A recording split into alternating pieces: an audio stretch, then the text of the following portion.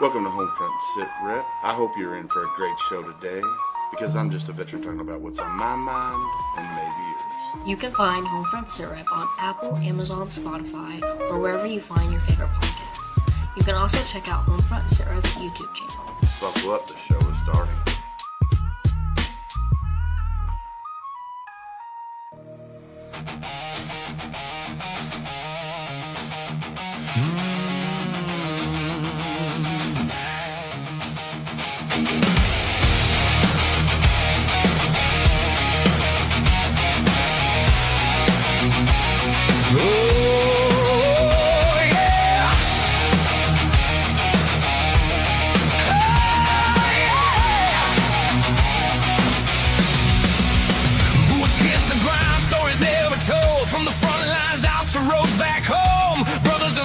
Still in the fight, different battlefield, same damn life.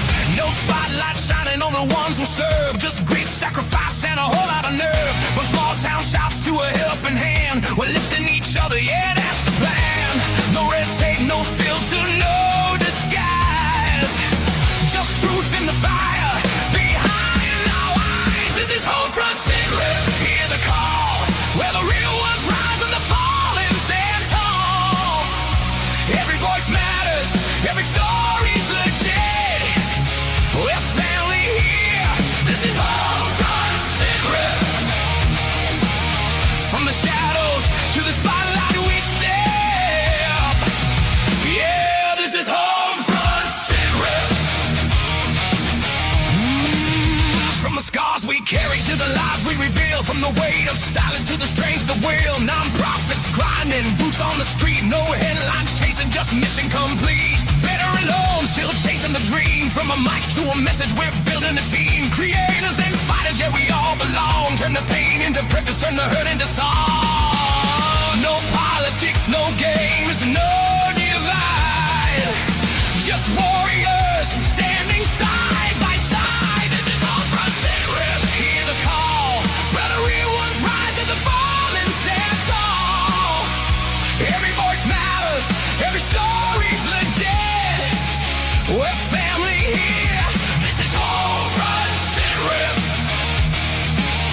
From the shadows to the spotlight we step. Yeah, this is HomeFront SitRep.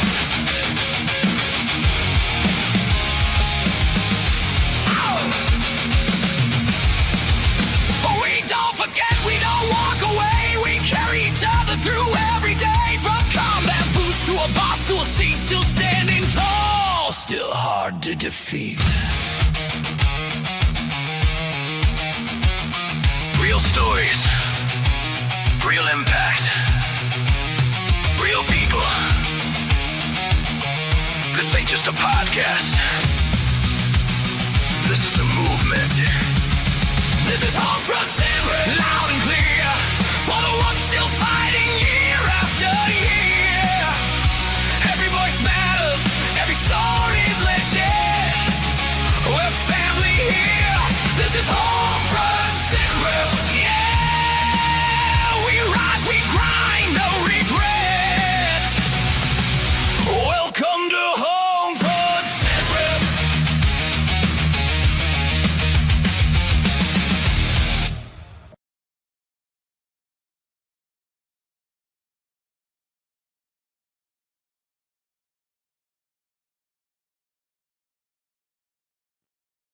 Welcome, everybody, to a Monday edition of HomeFront SitRep. How is everybody doing? Gunny, welcome back, and how are you doing, sir? I would like to say I'm rested. I would like to say that my mental state is good, but it's just not there, man. You know, it's just that date every year just creeps up on you, and one of those things. But I had a ton of people reach out, and I'm very thankful and grateful for everybody that did. And on every platform, whether it was the socials or phone or a call or, email or whatever. But yeah, just busy weekend, man. Friday morning, got up, took off to Florida, went to the show spot, got that done. Saturday morning, jumped on another plane, came home. And then yesterday, just got up and I didn't stop. I mean, I barely even got my workout in because I didn't do it Friday because I'm traveling. Didn't do it Saturday because I'm traveling. So barely got it in yesterday and just running all over God's creation. Same thing today, running all over everywhere. I finished dinner and logged on here. So yeah, Yeah. man, it's just it's one of those things, man. And just even today, just calling and texting and trying to get stuff lined up for Warrior Weekend, stuff to get lined up for Warriors on a Cruise, trying to figure out what we can shoot mile, getting Fast Tracks bottle, excuse me, back on the floor at J Matt for sale. So yeah, a lot going on. Yeah, yeah. So I sent you a text. I knew you were busy. I was like, I'm just going to shoot him a text, make sure he's good. And I knew you would respond when you could, and we carried on a little conversation there via the text message there, just to make sure you were good. And uh, I was like, man, he's stupid busy, and I know it's only going to get busier for you because busy season is coming for you, and Yeah. it's coming with vengeance. It's Uh, coming quick too, man. I mean, yeah, April's next week, right? So it's like, holy cow, what am I gonna do? But I've got a trip with the wife and I for a marriage retreat reunion thing. So we'll be going to Florida for that. Just her and I, doing some more reconnecting away from the boys, away from the craziness that's happening here in right. Northern Kentucky and in our lives. But we take off to Maine on this coming Saturday. So I'm up Yeah. there for 4 or 5 days with my family. So drive up, drive back, right? There's 32 hours on the road total. Oof, that's And a then long trip. the end of next month, take off to Japan for a week, come back. And then I think I have something else in May. I'm not sure. Yeah, I've got a fishing trip at the end of the month. And then in June, I take off to Europe for 10 days, right? And then come back. Yeah. And we've got all the 4th of July stuff we have to do. I think there's like 7 shows on our schedule right now for that. Mm, Um, and it's all over the place. It's not just local. And then, yeah. you know, August happens, right? And August it's college football. So Yeah. Yeah, you're I'll gonna see be you. I guess I'll see you in mid-November. yeah, yeah, you're gonna be super busy. I just talked with, Sandy from, Valor Vacations earlier today. Sent in my client package with my family and, sent it to our friends because 'cause we're booking a cruise for high school graduation because my Yeah. youngest is getting ready to graduate this year. So, I was on the phone with Sandy for probably about 45 minutes earlier today. Great conversation. And, we talked about places we've been, because we've been to a lot of places that she's been to. And Right. I've been places that she hasn't been yet, but she plans on visiting. And so it was a great conversation. And, they were pretty prompt because I texted Kevin first because I had his phone number. I was like, hey, this is what we're thinking. This is, and I should send him a screenshot of the cruise that we picked, and he's like, "Oh, we'll reach out to Sandy." So I reached out to Sandy and got all of that taken care of. So just a great day. And then this weekend wasn't too terrible for me. I don't have to do all the things that you got to do, and But it was because, and I hope your wife is listening. I truly do, because I feel so sorry that that blue and white team from south of me got knocked out. I mean, it hurts my heart so bad. yeah. Well, I will tell you, I was scared for Duke for a little bit. I was Yeah. Oh, scared. for sure. Yeah, I'm not gonna lie. There's 2 starters out, and I was like, "Oh, man, this Yeah, is I not was gonna I be was good." definitely once I knew Louisville was gonna I knew Louisville was gonna win first round. Second round, I said, "If Michigan State makes it, we're gonna lose." Michigan State won, we lost. Of Yeah. course, I will tell you that our star guard, "Oh, my back is hurting, my back." No, his back wasn't hurting, he just didn't wanna play. No. Uh, so I knew right away we were losing the second round, and I was just like, "Man," and I was rooting for Kentucky to lose, don't tell my wife, Of course you were. We all know uh, this. I was rooting for Kentucky to lose, and then, of course, I hate Duke. I know you love Duke, but I was rooting for Duke to lose. Uh, But it was scary there for a minute, it was like, eh. But, yeah. it was overall good weekend. She just commented. Uh-oh. Oh, Oh, I can't what you even say doing? that. I can't even say that, just because. Um, Donkey. Donkey, Well, actually, that's a donkey. mule, right? It's a mule. Yeah, kinda, yeah. But no, man, great weekend of basketball. I will tell you the University of Louisville women's basketball team, won their second round game, so they're moving on, so I'm super I think the excited for Duke that. women did too. Oh, she can hear. She said she can hear me. I think Duke women won, the Kentucky girls won as well, I believe. So they're moving on to the next round. So overall, March Madness is friggin' awesome. Um, Trip Hamilton, welcome to the show. Um, Tactical combat cannabis care. That's my ideal. Awesome. Heck yeah. So tonight we got another great veteran coming in and talking and telling about his brand.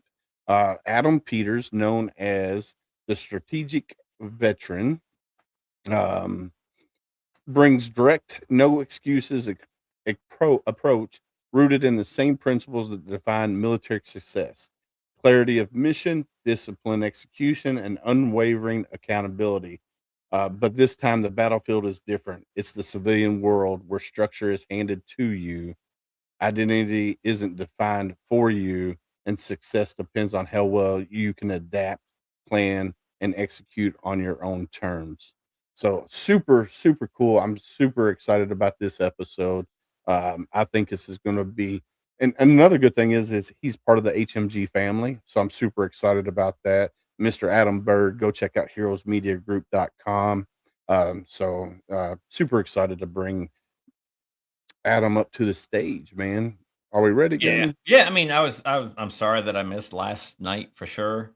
I just yeah, if I'm not in the right headspace, I'm not gonna get on here because I'm just gonna be looking here like, No, you nobody were wants to see that. Nobody wants to see yeah, that. But dude, I knew when Friday was the day, um, of your live day. I was yeah. like, Gunny's more than likely not gonna come on Sunday. I already knew. I was ready for it. Well, if Uh, it wasn't for the travel, right? If I yeah, would have been home, I would have been fine, right? Because I would have had those days here at the house to just decompress, be at one of my thoughts, just go over the sequence of events because I do every year, right? And every year it's the same conclusion. It's not my fault, right? And I know that it's not my fault, and that there's guys that are still alive today because of the decision I made, even though that decision ended up sending me home. I get it, right. but there's still, go through that chain of events of that whole day, not just the event, but that entire day. Is there something I missed? Is there something I could have done different? Right? We always do that, right? Look, hindsight, but, Yeah, had I had the time at home and not been busy, and it was a good busy, right? Because it was work and it was for a good cause. It was a fundraising event for World Polo League down there in Wellington, Florida. Had I had the time, absolutely, I would have been here, but not having that time to just think about everything and go yeah. over everything and just decompress. That was, yeah, again, not a good headspace and not a place that anybody needed me to be. Yeah, there was no no need to apologize. I completely understand. Yeah, And our because guest understood August, too. I'm So gone anyway, so yeah, yeah, yeah. All right, so let's bring our guest up. We ready? We yeah, man. ready? Welcome to the show, sir. How are you? I'm great, man. Great start to this. So I got to agree with a lot of things Samuel said. And man, just not showing up last night and choosing yourself over the I should be or I have to. Yeah. Good for you, man, because that's like the thing I'm working on this year is getting rid of the I should be, the I have to. Yeah. It's something that took me a long time, and it's learning how to say no is Yeah, the man. biggest thing, right? Because Yeah. there's a lot of things that get asked of all of us, right? Whether it's family, whether it's friends, whether it's you know podcast, it's work.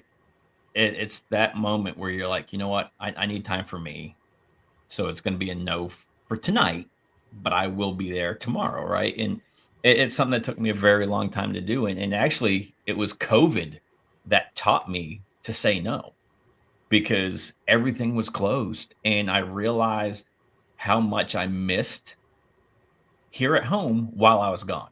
Right, my kids playing sports, my kids, needing help with whatever, or teaching them something about vehicles and maintenance and all this other stuff, and it's like wow, I missed all this. I missed all these opportunities because I dedicated myself to work. And now I don't have to do that. It's like, you know what?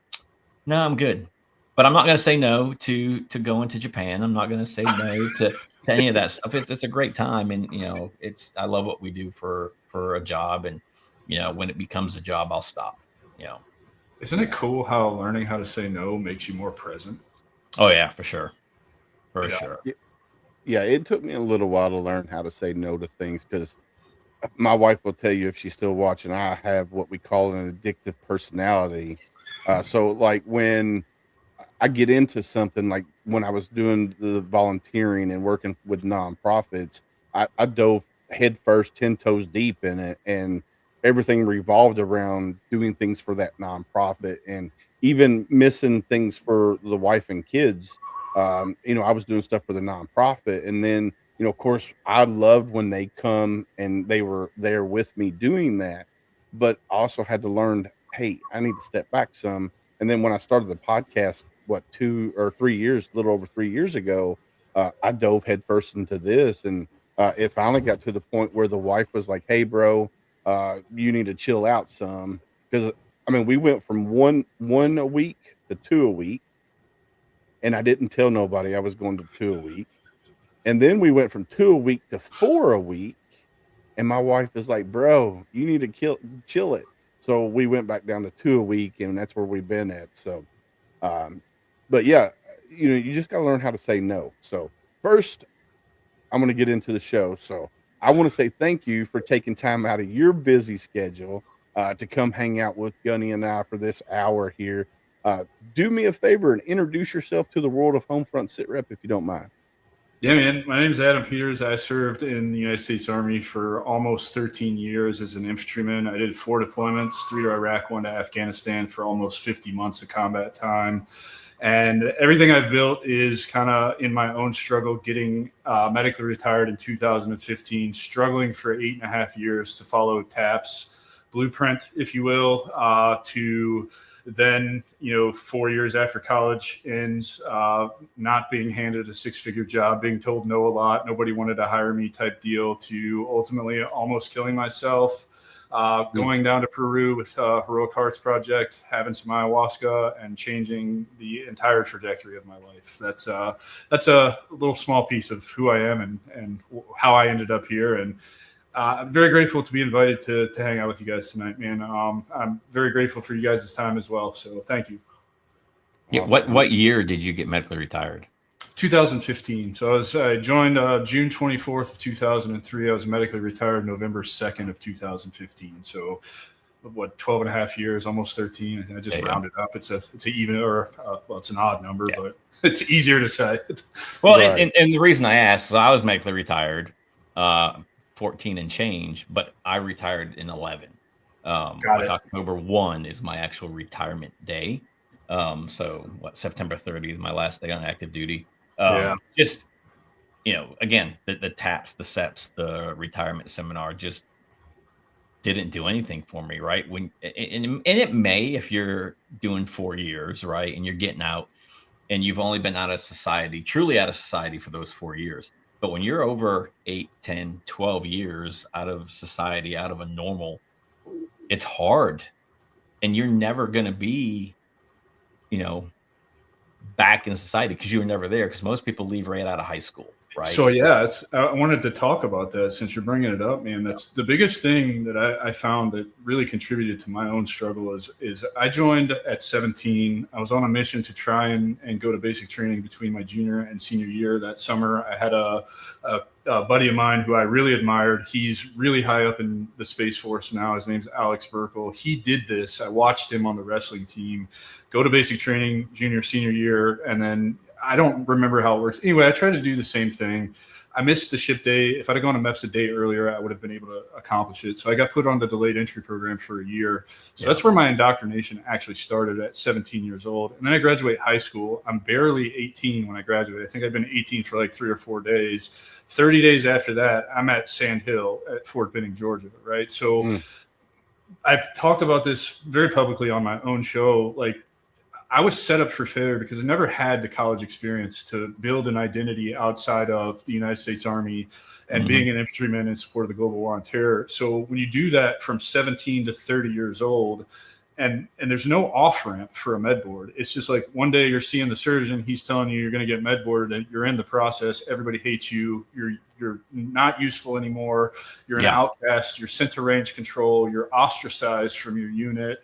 And then you have the pull of, I don't like to say that I was a good leader. However, the people that I led keep coming back to me and telling me I was a good leader. So they're in your ear like, hey, Sergeant Peters, you have to leave. Can you just stay? It's going to suck without you here. So you're battling the being ostracized, but also the being wanted and needed, right? By the Joes that you're leading or whatever.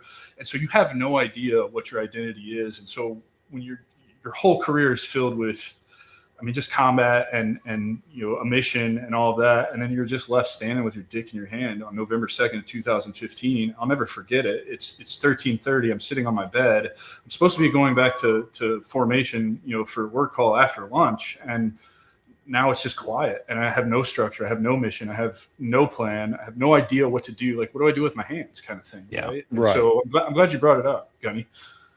Yeah, man. I mean, it's crazy. I mean, my process took a little over 2.5 years because I ended up having to keep having surgeries.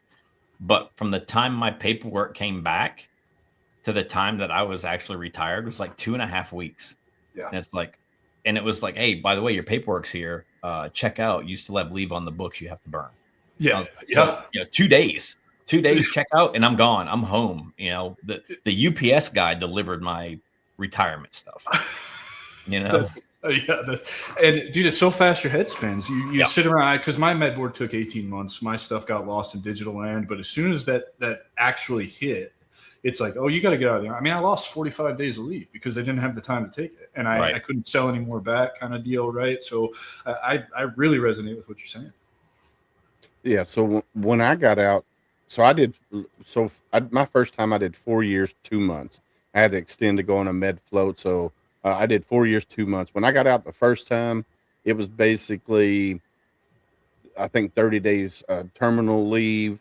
So before that, I was turning in on my gear. I didn't go through like any kind of SEPs or TAPs because it wasn't even maybe an hour seminar or something of that nature, but I don't remember. And then after 9/11, I got recalled back in, and I was in until the end of 2003, 2004, and we still didn't have anything, SEPs or TAPs or anything like that for separating. And it's just like, hey, wait a minute. So I'm in a little bit of different category than you guys when it comes to my separation, which I know when, you guys had a little bit of SEPs and TAPs. When did that come around? When did SEPs and TAPs come around? So TAP originally was formed in 2011 and revamped in 2014. So I don't even know if Gunny would have gone through a TAP. I did the retirement seminar because they knew I was getting medically retired. So I didn't have to do the separations and transition. I just did the seminar.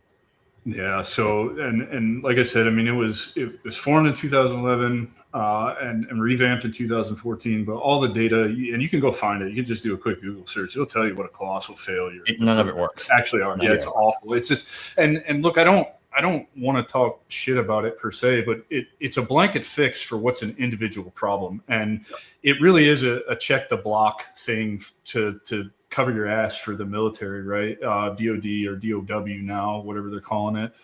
That's what it is. And I get this pushback all the time because this is what I talk about on my platform all the time. The older guys, the Vietnam guys, the Desert Storm guys, and some of the early GWAT guys will be like, well, the military's not in the business of teaching you how to be a civilian. They're in the business of teaching you how to be a warfighter. And it's like, well, it's kind of their responsibility because they made me this way. And also they fail to realize that we're a national security concern because we are our nation's greatest recruitment tool. So if you're treating us this poorly, you're hamstringing your recruiting, which is a national security issue. Yeah. And what I will say to everybody that's saying it's not their job, they took my youth, right? All of it. I gave my country my youth. I gave the Marine Corps my youth. Yeah. I left the day after I graduated high school. I was off to MEPS. The next day I was off to Parris Island. 2 days after graduating high school, I'm standing on the footprints at Paris Island. I went from a high school student to a recruit to a basically trained Marine to an infantry Marine, and that's all I knew for, hold on, I got to do the math, 9+ years. Yeah. And then I moved over to the Osprey, and that's all I knew for 5 years, even though it was still all leadership stuff. But I never had the opportunity to be an adult civilian. Yep. Right. Because there's structure in every single thing we do. I wasn't a friggin' reservist. I didn't go home. I didn't play 1 week in a month, 2 weeks of the year. Of course, 9/11 happens, and then that changed the realm of reserves and National Guard and stuff. I get that. But when they came home, they went back to their job. They went back to their communities. When I came home, I went back to base. Yep. And Back to learned training. Training Back for the to a next deployment. Right. Yeah. So I will say this: if they're going to train us to go and win battles or potentially win battles in some god awful land, they need to spend more time on us to become contributing members of society after we get out. Yeah. I So agree. there's a comment on TikTok from Echo Whiskey 0311. Yes, but we made that decision. They did not take it. And he's right. Anyway, so I'm like you guys. Like as soon as I graduated, so I was the delayed entry program too. So I joined. I guess at the end of middle of my junior year, I was like, hey, I want to be a Marine. So went in the delayed entry program. Of course, we couldn't go through boot camp in between. It was that's something the Marine Corps didn't do. it's because ours is 13 weeks, not 8 or 9. Yeah. And so I was on the delayed entry program where I had to go to the recruiter station, do all the PT stuff all before, I had to do all of that as a pulley. And then, 2 weeks after graduation, I was in Paris Island. That's where I met this guy. That's where me and him met there. And even when I got out the first time, so I got out in 2001 the first time. 9/11 happened right after because I got out in August. 9/11 happened right after. And, it's like, oh, man, what do I do? So I didn't really have time to reacclimate to civilian world. And then even when I got out the second time after that, my brain was just so jacked from the stuff that we did see while we were in. I just couldn't reacclimate to the civilian world because, one, I'm a Marine. The things have to be this way. It's got to be so structured. You just don't have that. You don't have that mentality to readjust a civilian world, right? You can't throw knife hands at civilians because then you're going to hurt their feelings and stuff. I mean, you can. You can, sure but can. I mean, I do very often. But you're going to hurt their feelings, and it's just I don't care about your feelings. Right. I really don't. It is So your even- job to control your feelings, not mine. So even Julie, my wife, she'll tell me, she goes, well, you can change the way you think about things. It's like, no, I can't. She goes, babe, you've been out since 2004. And I'm like, I still can't change. It's just who I am. It's like in my DNA now, and it's just like, oh man. So, all right, let's hit the first point I want to talk about. And we're kind of already talking about it a little bit. Why so many veterans struggle after leaving the military and how to fix. I know this is something you talk Leaders a lot about don't on do your their stuff. job. That's the bottom line. Leaders do not do their job. I don't, I think I got to push back on that, Gunny, because I don't know that I do think that leaders are a part of the problem. I don't think all leaders, I think the bigger issue is it's what we've been talking about. Your identity's handed to you from the minute that you walk into the military. It was the same for you and for Willis and myself. We were the best infantrymen that we could be for the United States Army in support of the global war on terror. So for your 14 and a half years, for my 13 years, that's all we knew. And then it ends, particularly in a med board, right? So you didn't have the formative years of 4 years of college where you're away from the authority of your parents. yeah, you have the authority of the college, but let's be honest, is that really authority, right? You're free to develop. They don't care as long as you're paying them their money. Yeah, for sure. So I think you're free to develop some sort of identity, figure out who you are as a person without all the other shit going on, right? Like for us, it's like every decision that I make as a young private, as a team leader, as a squad leader, as a platoon sergeant, somebody else's life is on the line for that, right? Where else in the world do you get that at 17, 18 years old? You don't. You don't. Corporate America, you're not even allowed to make a cup of coffee at 21. So let's be clear. You know what I'm saying? So I really think that's why transition is so hard, and we all get so lost and struggle, is because our identity has just been given to us for our entire careers. And I really don't care if you did 2 years and got out, or you did 22 years and retired.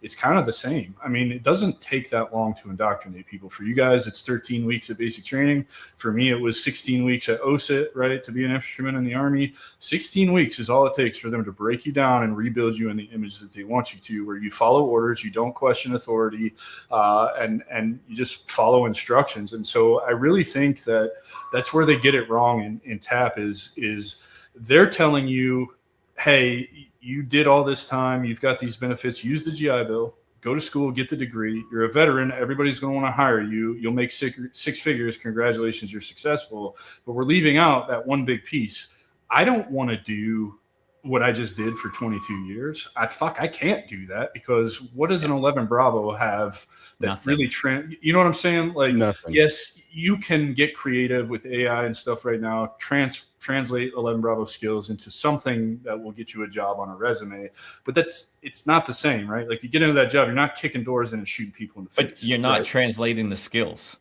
Exactly. You're translating the intangibles. Exactly. Because right. none of the tangible skills that we learn as an infantryman directly go to a job unless you're going to be a contractor somewhere.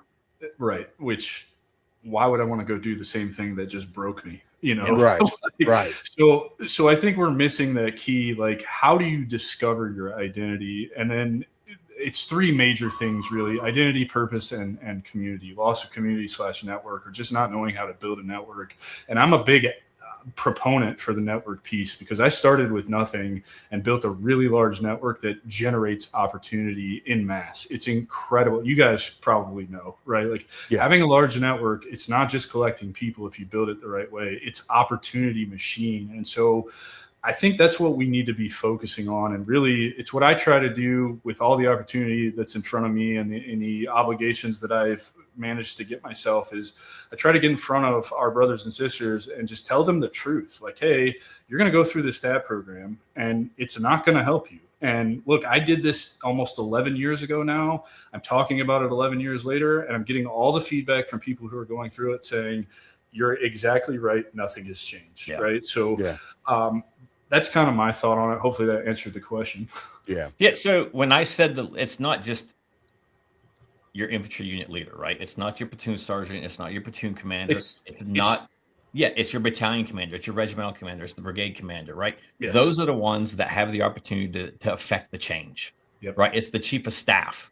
It's the sergeant major of whatever. They're the ones, right? So that, and it just all trickles down, right? So even as a private, a PFC, an E3 PFC, right?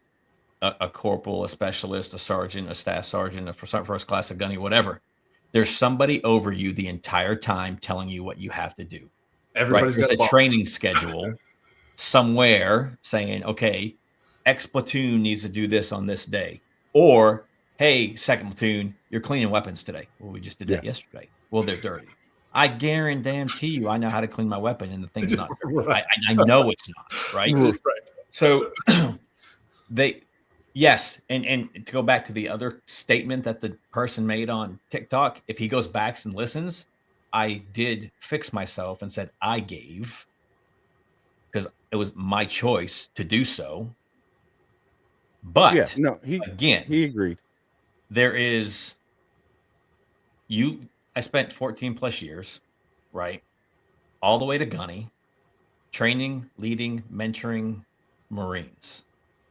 There was I can't remember if he was Air Force or Navy psychologist that did a study, and it said for someone who's in the Air Force that does 6 years, we're going to go off of a 6-year deal. It's going to take them about 6 months to reacclimate back to be a contributing member of society. Just because the Air Force is more like corporate America, right? For the Army and the Navy, it was close. I think it was 1 month, 1 year per year to reacclimate back. And he said Marines will never, just because of what we go through. So you was 16 weeks, but that's your boot camp and your AIT, right? Yeah. So just boot camp for us is 13 weeks. And then when Willis and I went through, it was either 7 or 8 weeks of infantry training, right? So we're looking at 20 to 21 weeks before we even get to the fleet, right, and do our job. So it's just crazy that there's so many studies out there, and each branch of service knows that there's an issue with the transition, or the SEPs and TAPs, whatever you want to call it, because they're like, it's not 1400 anymore, it's 2 p.m. I'm like, no, it's 1400 because it's that still actually 1400 because, well, if most time clocks are based off of a 24-hour clock. Yeah. Yep. Makes sense, right? Now I don't have to tell you AM or PM. You just know. It just makes way more sense. It makes and pushing back on that TikTok comment, I don't think any of us understood what we were giving up. No, for sure. There's you can't. I mean, particularly with 22 years of war, like none of us ever saw that coming either, right? Like that's. I mean, I joined before it even happened. Right. I mean, I was on recruiting duty on my second enlistment when the events of September 11th happened. That's insane. Right. I had already deployed to Greece, into Korea, and Japan, and to Haiti, right? Doing sometimes real world stuff, right? But when we were in Korea, we're training with Republic of Korea Marines. When we were in Okinawa, Japan, we're training in the jungles of Okinawa, Japan. When we went to Haiti, we were doing humanitarian security / support. But we saw some stuff down there that changes a person, period. Right. And especially with that being our first major deployment outside of the United States. Well, that was the first real world. I mean, other than Japan and Korea. Yeah. Well, we can even look at this from, I don't know how it works in the Marine Corps, but I assume you have stop loss, just like we do in the Army. Oh, for sure, yeah. So it is a fair statement to say that they took your youth, because I think there are more people that were stop loss during GWAT that ended up on longer contracts, years longer than they should have been, because the Army said, hey, you're going to go on. Look, it happened to me. I came back from my second deployment, finally got orders to get out of Fort Stewart. They stopped moving me after I turned in all my TA-50 to clear posts, sent me to NTC, and then put me on a plane straight back to Iraq for a third time. It's like, hey, Sergeant Major, I'm not trying to get out of anything. I'm going to a unit that's deploying to Afghanistan as soon as I get there. Like, can you just let me go to another post? Yeah. Nope. We got to send you back to Iraq. It's like, for what? I don't know. I think it was a fair statement what you said, and none of us could have ever known. Yeah, so I ended up being a recruiter, and I know some of the things that selling points, right, that we use as recruiters, and they're the same selling points that the recruiter used when he was trying to get me, even though I walked in the office and said, this is what I want to do, and this is where I want to go, right? Pre-war, pre-anything, right? 1997, nothing's friggin' happening anywhere. And that hasn't changed very much. But what I can say is, when you're asked a question from an applicant, when you're asked a question from the parent, I never sugarcoated anything. I told them the truth. When they asked what a training day looked like at boot camp, I told them what the training day looked like. Did I fill in the negative space and downtime, and you're making friggin' sugar cookies of yourself in the sandpit and digging graves for fleas and black flies? No, that's not sexy. That's not what sells the branch of service, right? Did I tell them when you get to the fleet, if you're a PFC in E2 and you have to be on a working party, you're going to be shining the first sergeant shit can outside of his office because it's one of those old metal galvanized steel trash cans, and you got to be sitting there with Brasso and scrubbing it? No. I mean, come on. The glory of being in the military. Does the used car salesman tell you everything that was wrong with that car when you're buying it? No. Does the new car salesman say, hey, there's like 15 recalls that are on this Toyota Tundra right now? Nope. Before it even leaves the lot? No. So get real. Be real. Oh, I love it, man. So the comment, Seps and Taps was about useless. And then also, come on, if it worked for me. I would say most infantry vets, when they get out of service, go into security, contractor, or police force. Yeah, So, but That's absolutely true, yeah. and they're completely miserable because it's not what they want to be doing. It's not the just same. where they Right. fit. It's a box they get shoved in, and it's where they fit, where their mentality fits, right? For the most part. And I can show you, it's not just security, it's not just police force. Sales, high pressure sales is another one that they get funneled into. Guilty as charged, ended up in a shitty side of insurance, whatever. The problem is, honestly, and I wish I'd have known this is why I do everything I do. I wish somebody would have sat down and looked me in the eye and said, Adam, what do you want to do with your life? Not preached at me, you need to go do this, you need to go do this. Yep. And this applies, I am adamant, this is the hill I die on.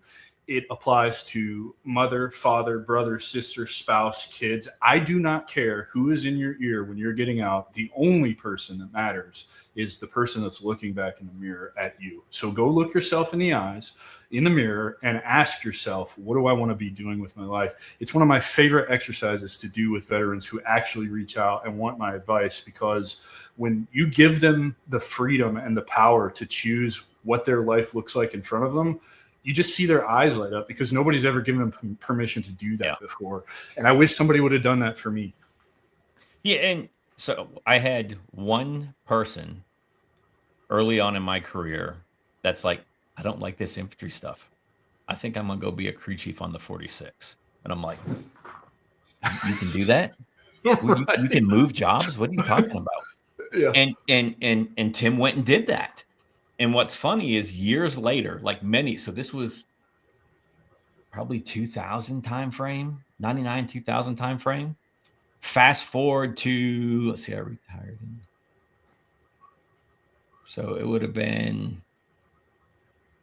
2010, maybe. He checks into my unit. Because every 46 was transitioning to the Osprey. Oh. So in comes Tim, and I'm the squadron gunny at the time. He looks at me, he goes, what are you doing here? I'm like, I'm your squadron gunny, bro.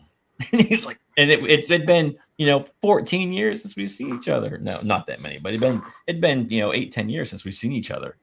And I tell everybody now, if they ask me if I could go back and do it all over again, would I? I absolutely would. I would not change anything. Except I would have fought more for me, because at the end of the day, it's my career. It's not the career jammer's career. She's already having their career, right? It's up to me. I should have fought harder for me. Now, would I be where I'm at today had I done that? Absolutely not, because I would not have met my wife, because I would have been on the med float in 2001. Right, when all this happened, and I probably never would have been on recruiting duty here in Northern Kentucky to meet her. But I tell every young kid, it's your career. You make it with what you want. Yep. You're going to get pushback from your command. You're going to get pushback from all your leaders. But at the end of the day, it is all about you. No matter what the Army, the Air Force, Marine Corps, the Navy, Space Force, Coast Guard says, it's all about you at the end of the day.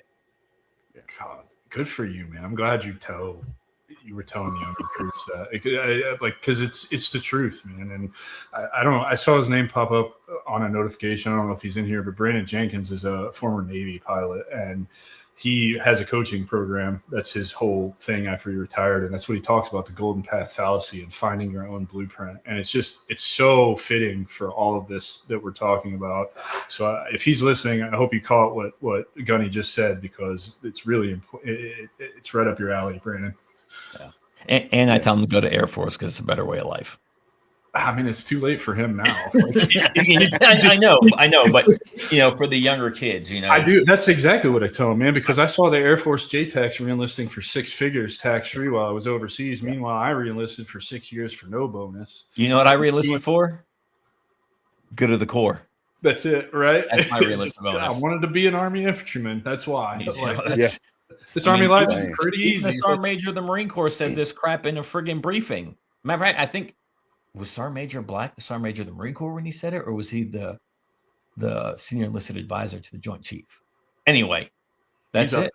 It was one of the two, right? Yeah. And I'm like, yeah, I've been hearing that my entire career. Right. You re-enlist for the good of the Corps. We don't give you money. And then I go over to the Air Wing and I realize these guys are getting paid to re-enlist. They get money. Yeah. What do you mean you're going to jump school? You're a crew chief. You don't need jump school for anything. Because I can.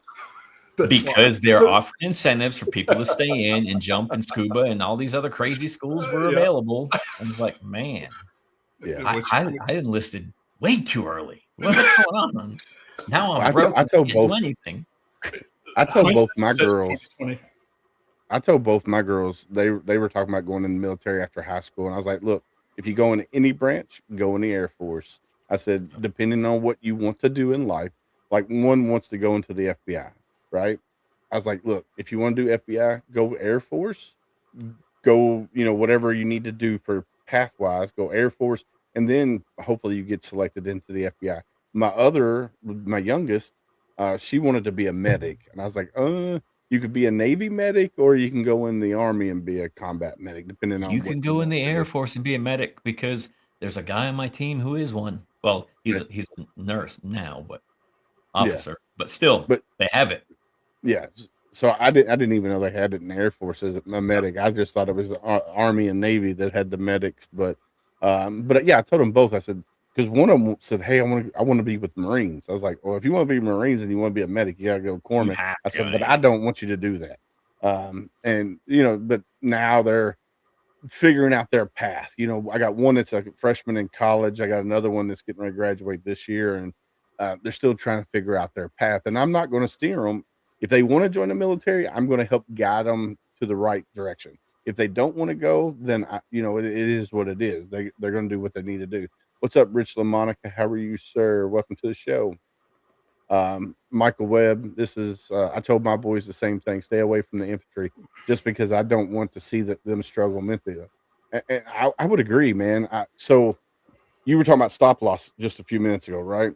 Mm-hmm. When I got out August of 2001, my DD-214 came September 1, right?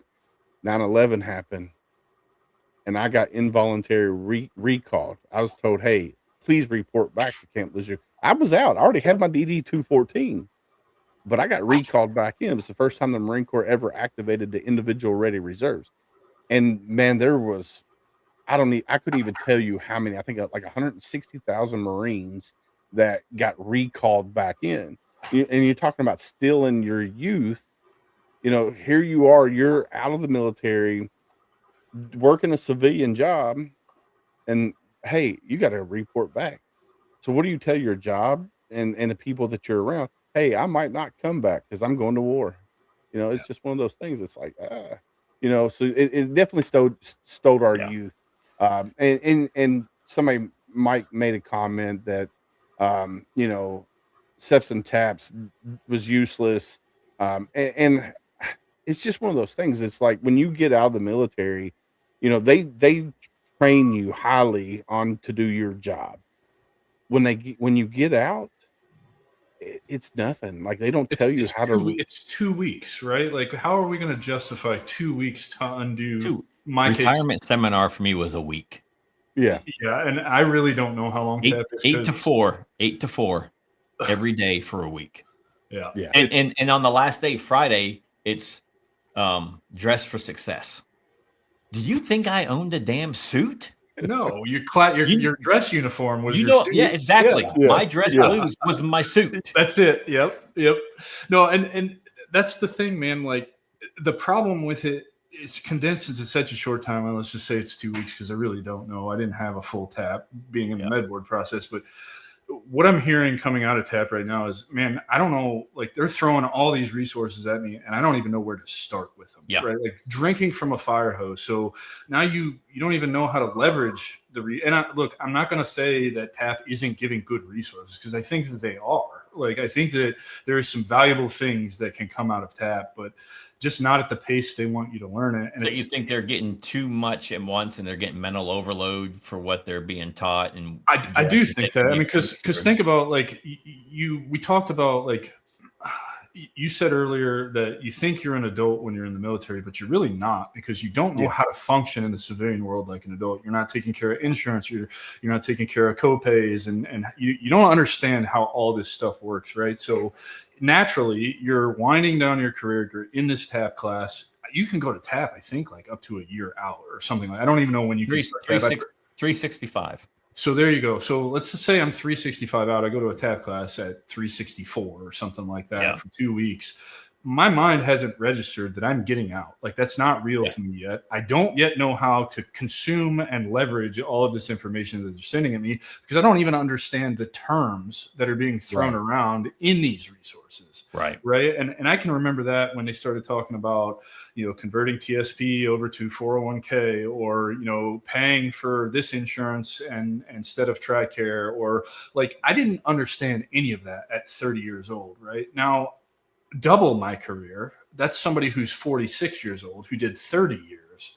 What do they know? Even less than probably I knew. They're even more lost because they're even more indoctrinated. And I think that's why so many sergeants majors, and for us in the Marine Corps, master gunnies, the E8s, E9s stay so close to base. Instead of going back to where they came from. And don't even get me started on the flag officers, the field grade officers and above, because a lot of them finish their careers in the DC area. So they walk right into these government contracting jobs, which is illegal, by the way. Or a nonprofit.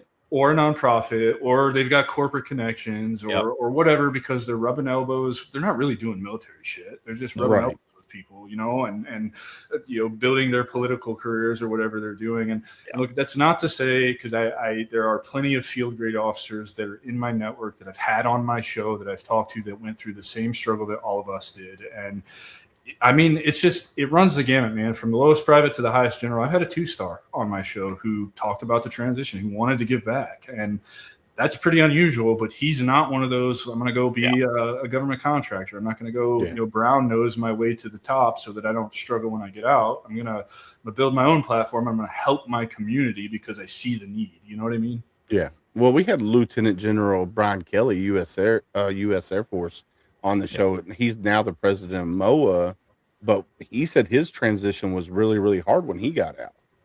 And then he got lucky and found a position that kind of helped him. But when he first got out, he said it was really hard. And here, there's a comment here from Michael Webb. He said, 2 months after I got out, I begged to come back, but they weren't taking prior service at that time. I didn't transition well at all.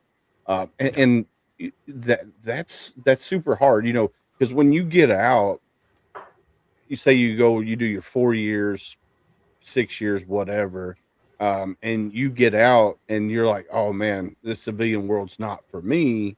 And you try to go back in, especially when the military, because the Marine Corps is always downsizing. Sometimes they upsize, sometimes they downsize, but 99%. They only upsized after 9/11. Yeah. And trying to go back in, and they're like, oh, well, we're not taking prior service. Well, then you try Army, and then you try other branches, and if they're not taking prior service, you're up a paddle without, or up a creek without a paddle. And it's if they're not taking prior service in your specialty, because sometimes they won't let you lat move. Sometimes they want you in that specialty. Yeah, especially the Marines, because infantry guy, if you're an infantry guy in the Marines, that's where you're stuck. 99% of your career is in the infantry. It's so hard. I mean, unless you get hurt I got blown up and got lucky, so I was able to move that way. It's all it took. No big deal. No big deal. The second time. The first time they're like, no, you're still here. You can still do this. The second time they're like, "Ooh, no, you got to go somewhere else. We don't want you around here." I had a bunch of surgeries after a bunch of, several deployments, and they still let me be an infantry guy. They were like, "You're not going anywhere." Yeah, it's crazy. It's just like, holy cow.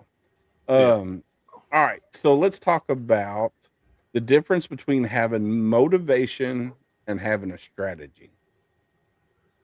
Well, man, that's a really good question. You can be motivated all you want, but if you never take action and you haven't laid out the steps that you need to take to get to where you're going, what good is the motivation? Right. Those are boss. I mean, yep, motivation only gets you so far. Hey, that's my mentor right there. Shout out to Adam Bird, who I get to spend a week in a hotel room with here coming up in the next couple of weeks. I'm so excited about that.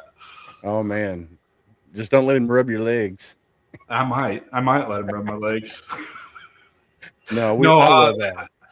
I do think that that's the difference between motivation and actually having a strategy is, I'm motivated to make generational wealth, but if I don't put that shit on paper and the exact steps I need to follow to get there, what good is that motivation?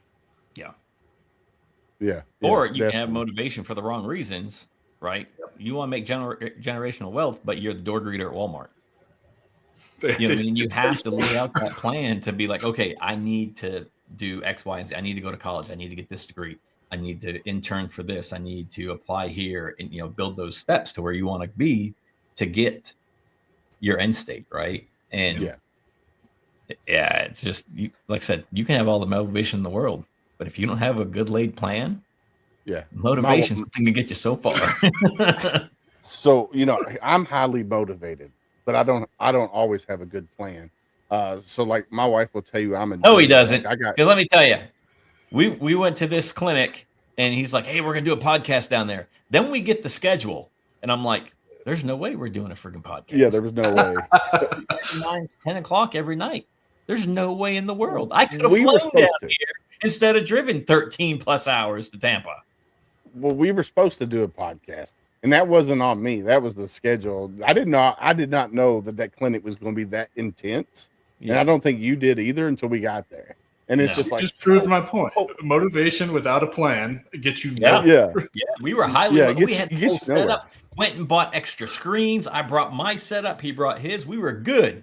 And then we get the schedule. We're like, we're not good.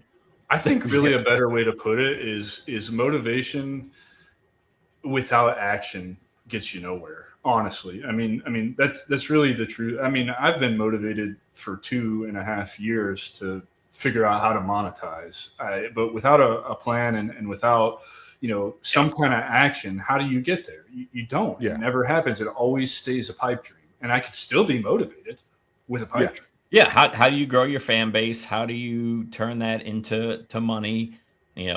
If I do merch, how do I get the merch out there? Am I out on the front end? Is there somebody that can help me and co-brand? I mean, there's just so many things, right?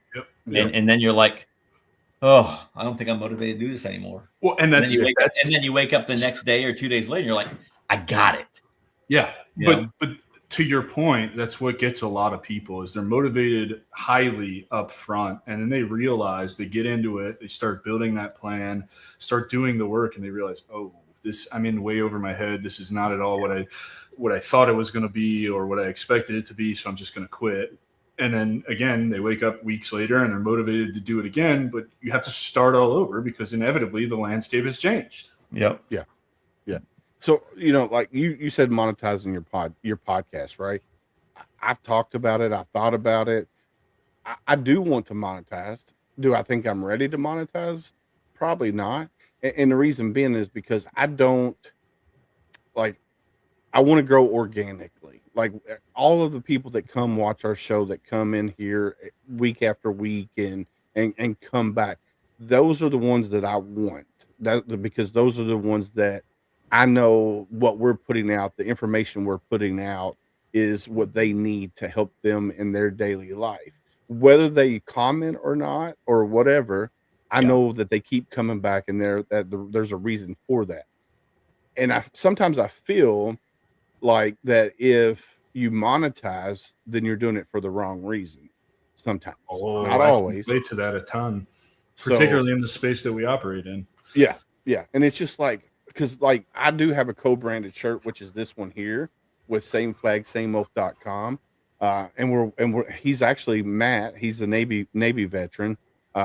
He's actually working on a storefront where we're going to have 4 more shirts added. And that, but that's a partnership because I promote him, he's promoting me.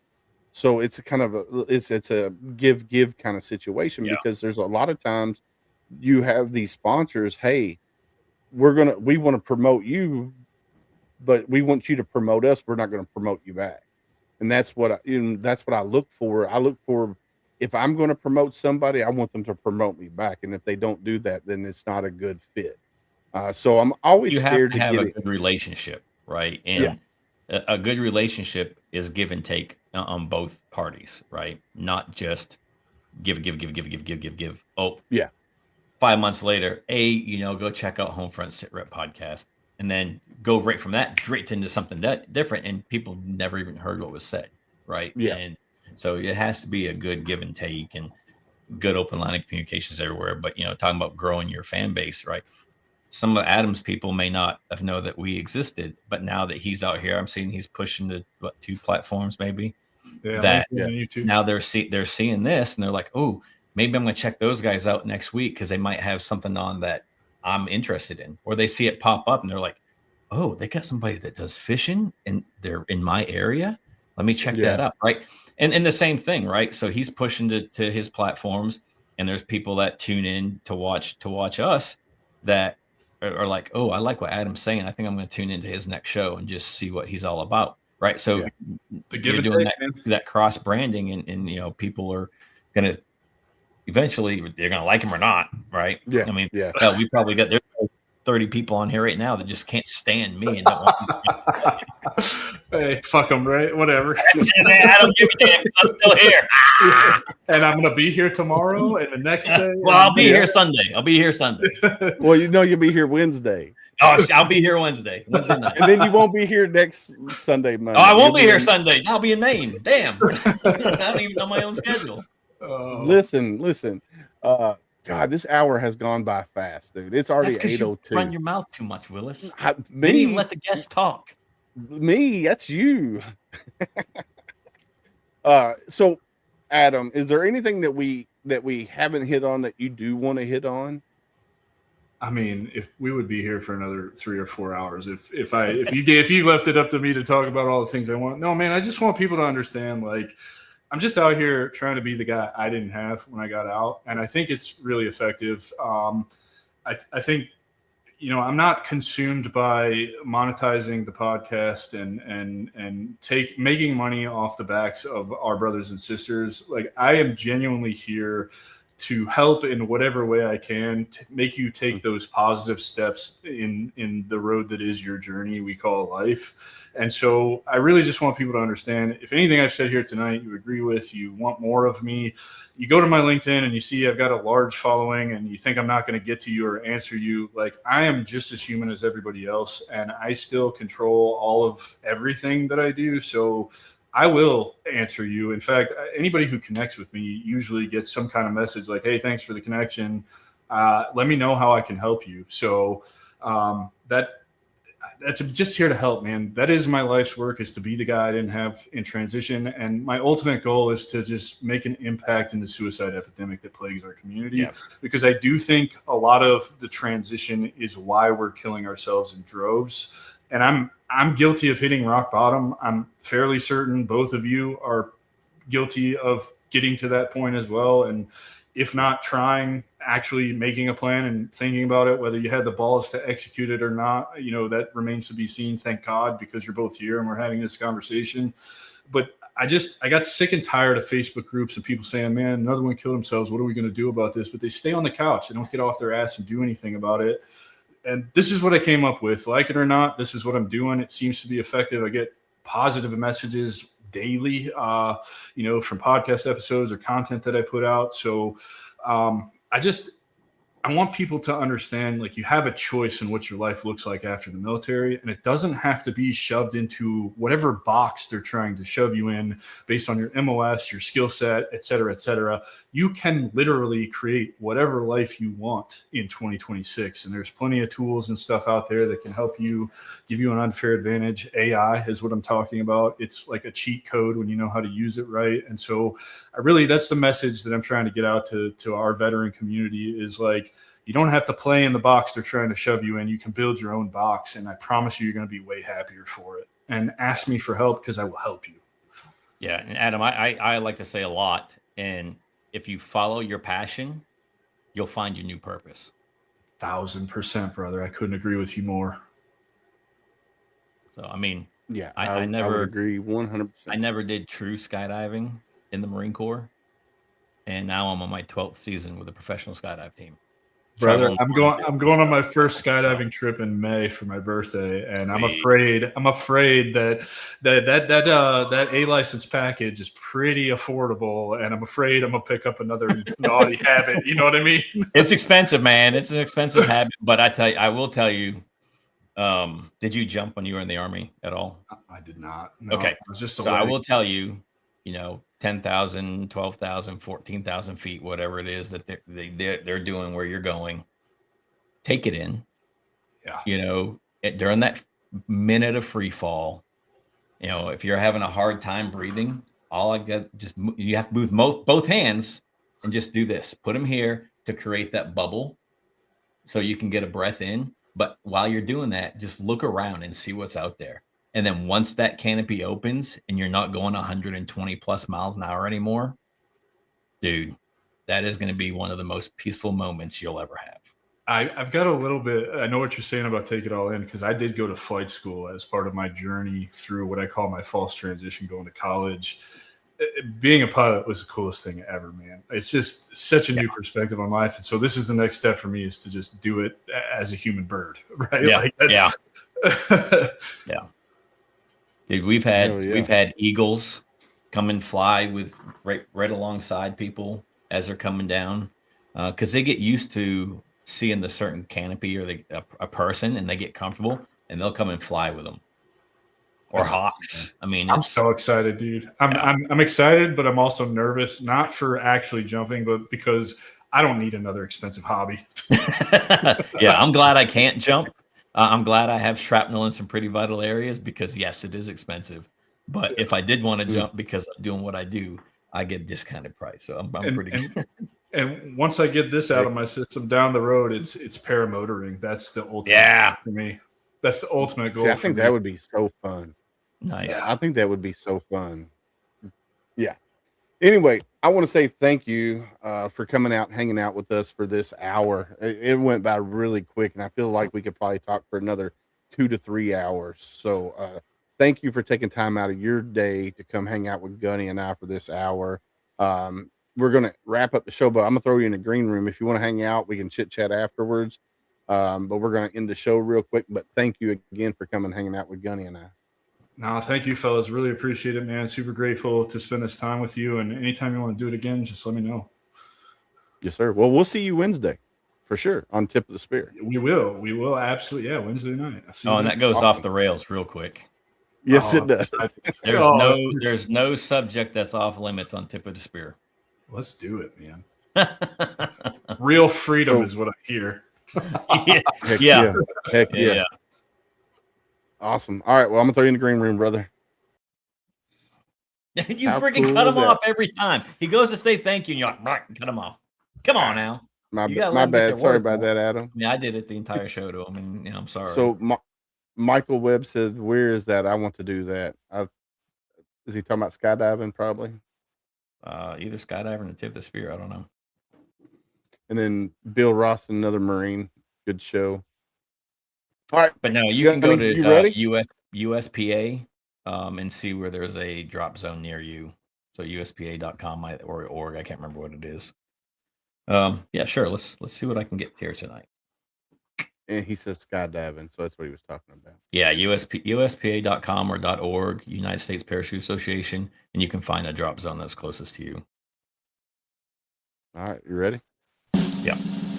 Gunny's Words of Wisdom. It's not the stab in the back that hurts.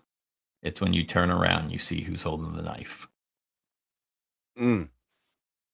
Say it again. It's not the stab in the back that hurts. It's when you turn around and you see who's holding the knife. Clip that.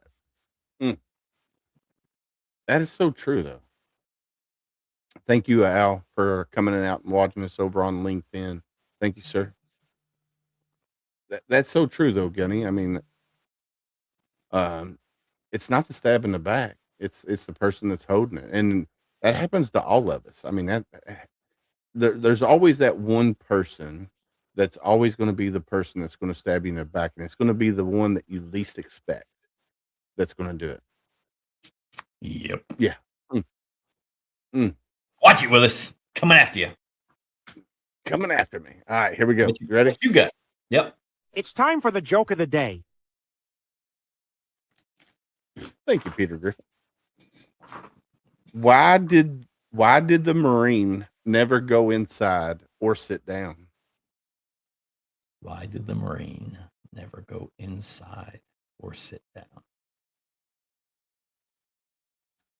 Because being a Marine is outstanding.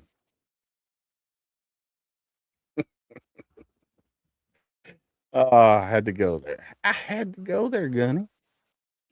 I wish I had a wah wah wah on my keyboard.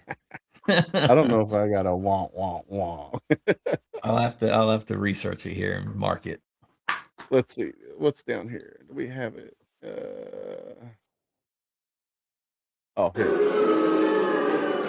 I wouldn't say that's a boo. I would just say that's a wah wah wah. You know, it's kind of a fail a little bit. It's not a boo. Yeah, I'm not- it was. But I Speaking had of to go boo, there. speaking of boo,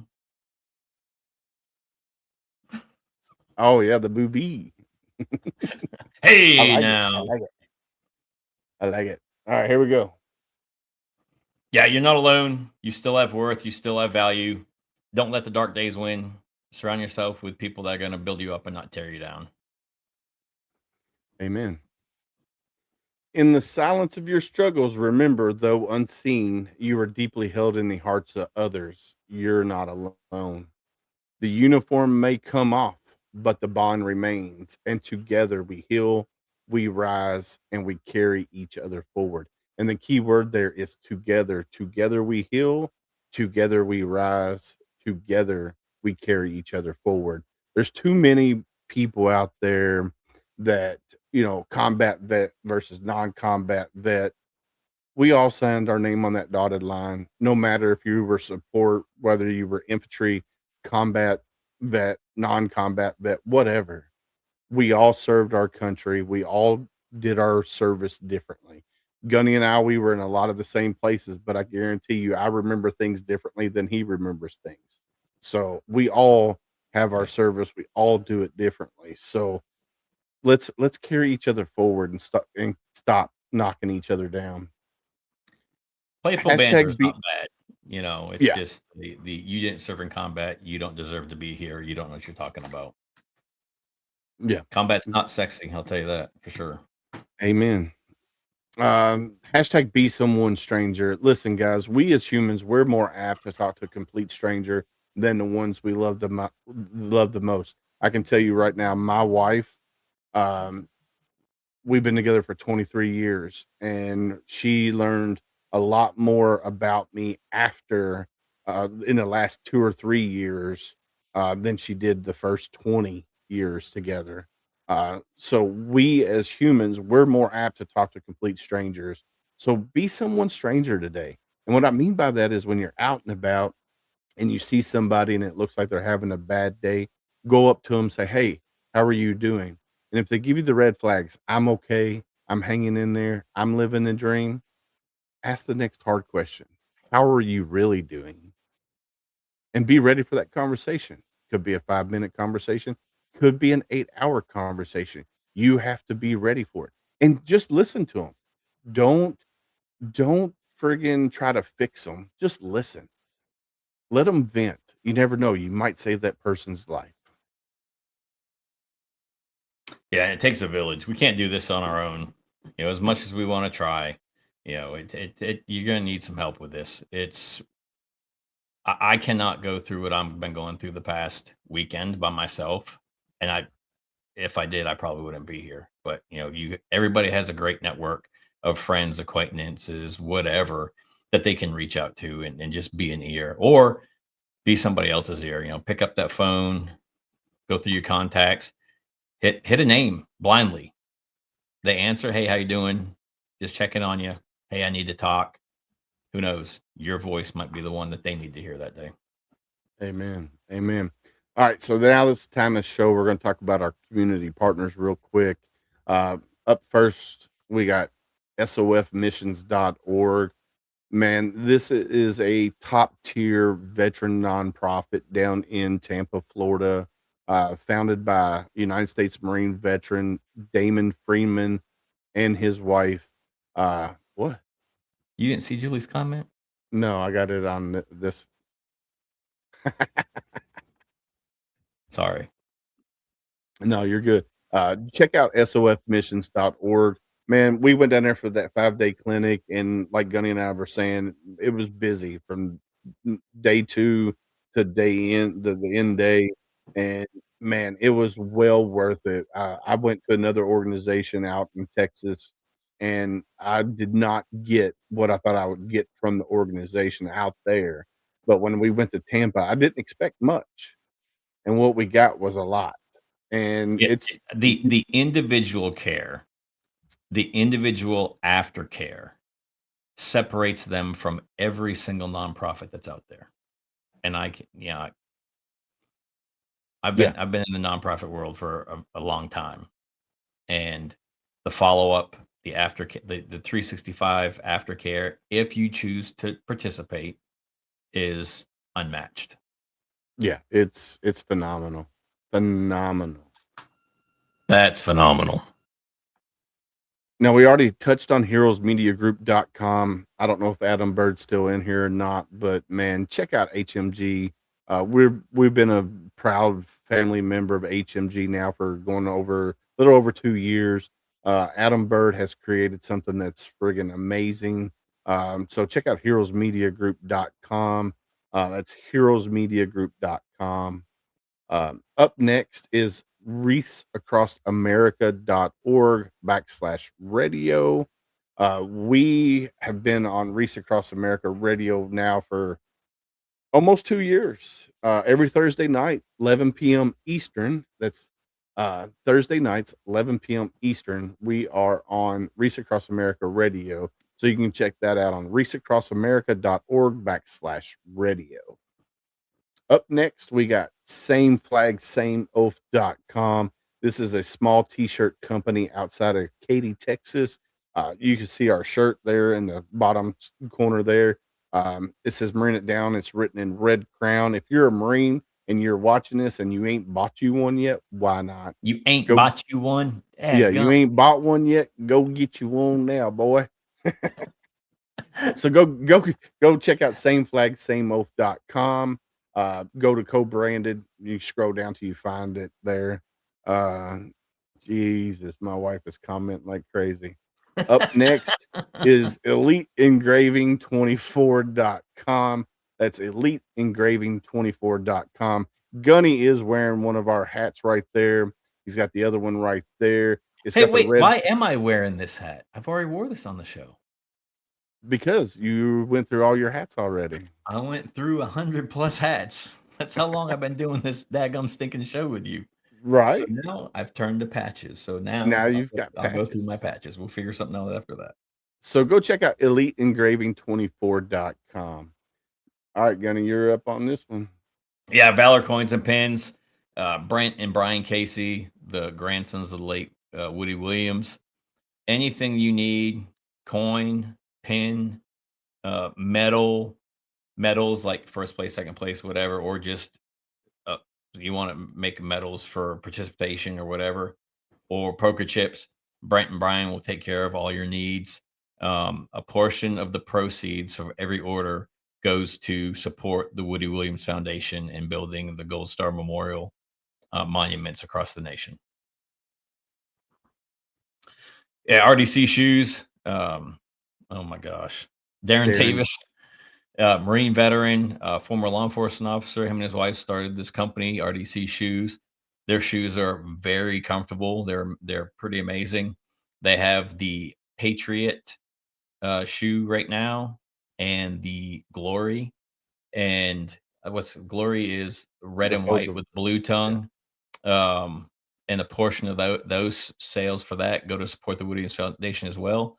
And then the Patriot shoe is blue, like the blue field with a red and white tongue. And on the back of those right now is Folds of Honor. And a portion of the proceeds will go to support Folds of Honor for scholarships for children of fallen service members and severely wounded service members. Yeah, so go check out rdcshoes.com. All right, up next is HomeFrontSitRep.com. You can see all these great veteran business owners, veteran authors, veteran nonprofits, everything that we've had on this show. It does need to be updated. We will be updating that soon. So go check out HomeFrontSitRep.com. You can actually go there and see and click on merch, and you can see our hat and our shirt that Uncle Sam is wearing. He still ain't washed it yet, so he's stinking back there. I'm gonna have to take him upstairs and wash him. But yeah, Uncle Sam's wearing it. So go check out HomeFrontSitRep.com. Other than that, my friend, I think that's it for the night. Yeah, we will see everybody Wednesday at 7 p.m. for the Tip of the Spear. Again, no topic is off limits for the Tip of the Spear. If you're out there and you want us to discuss something or you have questions, feel free to jump in and ask those questions in the chat. Amen. But like we always say on Homefront Sit Rep, stay safe out there. We got your six.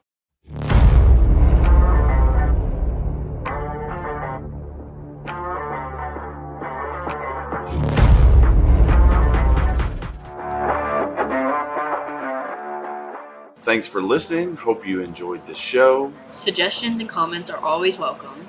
Cannot wait to have another great show with y'all. Don't forget you can find HomeFront SitRep on Apple, Amazon, Spotify, or wherever you get your favorite podcasts. Stay safe out there. I got your six.